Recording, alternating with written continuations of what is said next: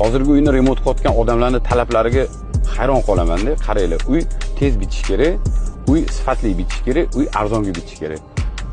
Endi to'g'ri, lekin qiyin masala-da. Men masalan ochib aytaman, arzon budjetli ishlar bilan shug'ullanmayman, chunki bu yerda arzon remontni faqat klient maza qiladi. Ular arzon pul to'lashadi, bo'ldi. Bu yoqqa bizni o'z-o'zi qiynalib, arzon materiallardan qimmat uyni vidini chiqarishimiz kerak. To'g'risi men unaqa ishlarni hozir yig'ishtirganman, unaqa ishlar bilan shug'ullanyapman. Hozirgi uyni remont qilayotgan odamlarning talablariga hayron qolaman-da. Qaranglar, uy tez bitishi kerak, uy sifatli bitishi kerak, uy arzonga bitishi kerak.